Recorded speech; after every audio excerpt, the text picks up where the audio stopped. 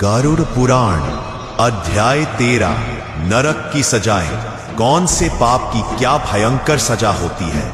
अगर तुम्हें लगता है कि तुम्हारे कर्मों का हिसाब बस यही खत्म हो जाता है तो ये अध्याय तुम्हारे सोच की जमीन हिला देगा, क्योंकि गरुड़ पुराण के अनुसार मृत्यु के बाद आत्मा को यमलोक में उसके हर पाप के लिए एक विशेष नरक दिया जाता है, जहां वो भोगती है वो पीड़ा जिसकी कल्पना तक इंसान के बस की बात नहीं। झूठ बोलने वाले को जलते हुए लोहे का पानी पिलाया जाता है, चोरी करने वाले को कांकों की बारीक चटाई पर घसीटा जाता है, गुरु का अपमान करने वाले को गर्म तेल से भरे कुएं में फेंका जाता है, माता पिता का अनादर करने वाले को उल्टा लटकाकर उसके मुंह में अंगारे डाले जाते हैं, और जो निर्दोष का खून बहाता है उसे नरक में इतना पीसा जाता है जैसे पत्थर चूर्ण किया जाता है।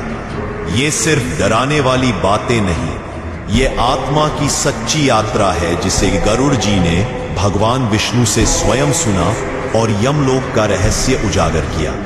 हर नरक का नाम है, उसकी सजा तय है और वहां समय सीमा भी तय होती है, परंतु उस पीड़ा की तीव्रता समय से नहीं पाप के भार से मापी जाती है। अगर आज तुमने किसी को धोखा दिया, झूठ बोला, किसी के साथ अन्याय किया, तो सोच लो उस कर्म की सजा तुम्हारे सामने खड़ी है। गरुड़ पुराण कहता है नरक का दरवाजा उन लोगों के लिए खुलता है जो सोचते हैं कोई देख नहीं रहा, पर आत्मा के साथ चलता है उसका पूरा लेखा जोखा, जो यमदूत ले जाते हैं चित्रगुप्त के सामने। और वहां ना कोई वकील होता है न कोई अपील, बस फैसला और सजा। जागो और अभी से कर्म सुधारो, ताकि कल तुम्हारी आत्मा उस नरक में न फंसे जहां चीख भी अनसुनी रह जाती है।